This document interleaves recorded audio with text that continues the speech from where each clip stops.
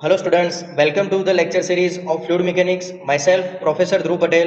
In our last lecture, we have learned about Francis turbine, or we can say inward flow reaction turbine. In today's lecture, we will learn about Kaplan turbine, or we can say axial flow reaction turbine. So let us start Kaplan turbine. So when the water flow parallel to the axis of the shaft, that is known as axial flow reaction turbine. The Kaplan turbine is the best example of axial flow reaction turbine. So what is the difference between Francis turbine and Kaplan turbine? So at the first, Kaplan turbine shaft will be like this, right? In which water enters from the axial direction and water removes from the axial direction only.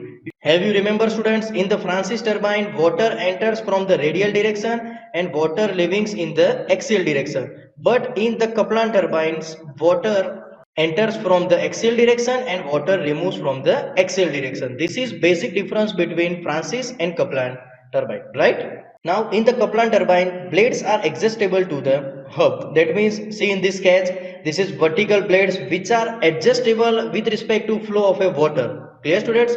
So this is guide vanes, but this is adjustable or hinged at the one rotor. So it is adjustable with respect to water flow, right? For maximum efficiency. Now this is cross-sectional view of Kaplan turbine. So from the Kaplan turbine, main shaft will be obviously vertical, right? This is one hub as shown in this sketch. Refer this sketch. This is called as a hub. In both sketch, this is called as a hub. This is runner blades. That means this is also runner blades. So hub diameter, that is known as dB, and outer diameter of the blades, that is known as d outer, right? The shaft is vertical. Suppose this is shaft of Kaplan turbine located in a vertical direction. So water will enter from the axial direction, right? And water will remove in the axial direction. Clear students? So let us understand side view of the Kaplan turbine. In the same as Francis turbine, in the Kaplan turbine, you have to draw spiral type of casing. In the spiral type of casing, outward side area will be maximum and at the center area will be minimum. Clear? In the center, one shaft is located, at on the shaft one hub is located, right? And on the hub one guide blades or guide wheels are rotated. Clear? Remember this, in the Kaplan turbine, guide vanes are adjustable with respect to flow of a water for maximum efficiency. You have to remember this. This is a pivot point by which guide vanes are attached to the casing of the turbine, right? But in this basic sketch, we did not attach guide vanes to the casing. But in the practical situation, guide vanes are attached on the casing of the turbine, which is attached by the one pivot point. So it will be adjustable to the flow of a water. So for the vertical blades, we have to draw blades like this, four blades here. Let us see one simple animation view for the Kaplan turbine. So in the Kaplan turbine, remember this, flow will enter in the radial direction obviously, but at the shaft, hub is located at some distance at below level of the shaft. So suppose this is our shaft, so hub is located at some bottom level of the shaft, so flow will enter radially obviously, but at the entry point of the hub, flow will become axially and flow will enter axially to the hub. So we can say flow is entered axially to the blades and remove axially from the blades. Clear student? This is basic fundamental concept behind Kaplan turbine. If you see any video of the Kaplan turbine, then you may in the dilemma that flow is entered in the radial direction. But remember this, for the hub, flow will be entered in axial direction as well as leaving in axial direction. Clear students? So this is velocity triangle for the Kaplan turbine. It is similar as the Francis turbine, no changes in it. So first of all, I again repeat, we have to write, we have to draw V1, then after we have to draw U1, then resultant velocity VR1. Then we have to take two components of V1. First one is VF1, second one is VW1. So vertical component VF1, horizontal component VW1. Then angle between V1 and U1, that is alpha 1, and angle between relative velocity and blade velocity, that is beta 1. In the outlet side for the axial flow, right, alpha 2 will be 90 degree. So first of all we have to draw VR2. From the VR2 we can draw U2. Now resultant velocity V2 will be there. V2 itself a vertical component, so V2 is equal to VF2 and VW2 will be 0. Clear students? Now let us understand some basic design aspects of Kaplan turbine. So here it is, as we have discussed velocity triangle for Kaplan turbine. Velocity triangle is similar for the Francis and Kaplan turbine, right? So first one is work done per second. So as per our formula, work done per second, that means rho A V1 VW1 U1 plus VW2 U2, similar to radial flow discharge. But in this equation, VW2 is 0. So our work done per second will be rho AV1 VW1 U1, right? We can derive hydraulic efficiency similar way as in the Francis turbine. It is output by input. Output will be work done per second and input will be water power. So for the output, rho A V1 VW1 U1, and for input water power, rho QG H. Rho got cancelled, area into velocity, that means discharge, that means VW1 U1 divided by GH, that is hydraulic velocity. Next one is flow velocity is constant, right? So VF1 is equal to VF2 is equal to VF. Clear, students? Next one is area of the flow. So we will understand this one later on. Next one is flow velocity. So next one is flow ratio. Similar way in the Francis turbine, here also flow ratio, that means Vf1 divided by theoretical velocity. That means Vf1 divided by under root 2g h. So Vf1 is equal to Kf under root 2g h. Similar way speed ratio, that means U1 divided by V theoretical. So we can write blade velocity U1 divided by under root 2g h. From that equation we will derive equation for U1. So U1 is equal to Ku under root 2g h, right? This is similar as Francis turbine. Remember this two equation is similar for Francis turbine and Kaplan turbine also. Now discharge, this is very important. Discharge is area and flow velocity Vf. Here Vf1 is equal to Vf2, so we can write Vf only. Here what do you mean by area of the Kaplan turbine? So here pi by 4 d outer square minus db square. So how it comes? So see this sketch.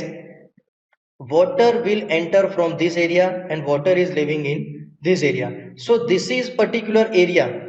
This red zone is particular area of the flow, right? So outer area of the circular element will be d outer square minus we have to subtract area of the boss or hub, that means pi by 4 d outer square minus pi by 4 db square. Clear, students? So similar way area of the flow will be pi by 4 d outer square minus db square, yeah, right? So in the discharge we can write area as pi by 4 d0 square minus pi by 4 db square into flow velocity Vf, right, student? You have to understand this. Don't mug up this formula for all the turbines. You have to understand all the formulas. Clear? Now here at the inlet radius is r1 and at the outlet from the center radius is r2. So for the inlet and outlet, r1 is equal to r2. So we can say d1 is equal to d2. So we can write u1 is equal to u2. So here u1 is equal to u2 is equal to u is equal to pi d0 and divide by 60. Clear, students? Remember this equation by basic concepts and understanding. Don't mug up these equations, right? So let us solve one example based on Kaplan turbine. So Kaplan turbine runner is to be designed to develop this much power of shaft power. So shaft power, that means 7357.5 kilowatt. Next, the net available head is 5.5 meter. So H is 5.5 meter. Assume that the speed ratio is 2.09. So Ku 2.09 and flow ratio is 0.68. So Kf will be 0.68. Overall efficiency is 60%. So efficiency is 0. That means 60%. The diameter of the boss, that means dB, is 1/3 of the diameter of the runner. That means dB is equal to 1/3 of d0. Find out diameter of the runner, that means d0, dB, and its speed, that means rpm. We have to find all these three data, right? So first of all, let us do some brief analysis of the given data. Which equation we have already know, that equation we have to find out first. So first one, we can find Ku also, we can find Kf also, and we can solve efficiency 0 also. So let us start our example with Ku. Basically speed ratio Ku is equal to u1 blade velocity divided by under root 2g h. Here Ku is given as 2.09. So u1 will be 2.09 into under root 2g and head is 5.5. So here u1 will be 21.71 meter per Second, after that we will solve Kf also. So Kf will be flow velocity Vf1 divided by under root 2g h. So Vf1 will be 0.68 into under root 2g and h. So our Vf1 will be 7.06 meter per second, right? Here we can also say Vf1 is equal to Vf2 is equal to Vf, right? We can also write like this. Now we will solve efficiency 0 equation. So efficiency overall, that means shaft power divided by water power rho q gs. So here q is only unknown, so q is equal to shaft power divided by 0.6 is eta 0 and rho g h. That means instead of shaft power we can write 7357.5 is in kilowatt. Remember student, so we have to convert at first in watt, so into 10 raised to 3, right? 0.6 rho is 1000 for water, g is 9.81 and head is 5.5. So we can find discharge. Now remember this, we already know second equation of discharge, that means q is equal to area into velocity is equal to area, that means pi by 4 d outer square minus pi by 4 db square. So let us use that equation. Q is equal to pi by 4 d outer square minus pi by 4 db square into flow velocity Vf1. So we can write Q is 227.27 pi by 4, d0 is unknown. Instead of db, from the given data we can write db is equal to d0 by 3 and Vf is 7.06. So from that simplification we can solve d0 square is 46.11, so d0 is equal to 6.79 meter, right? From that we can find also db is equal to d0 by 3, so our db will be 2.26 meter, right? Now we have to find out speed.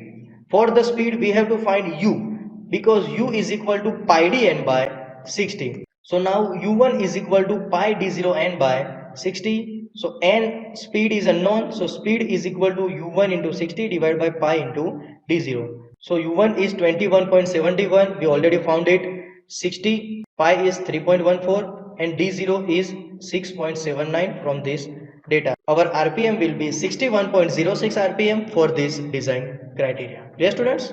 So basically remember student, what we have find out in this example, we have find out for this amount of head, if we want to get this amount of power, then RPM of the turbine will be this. Clear students? So this is our practical aspects of this example. So remember the comparison between Pelton wheel turbine, Francis turbine and Kaplan turbine and revise it again and again, so you can get better idea of these three turbines, right? So that is it from the today's point of view. Thank you for watching my lecture and keep revising fluid mechanics.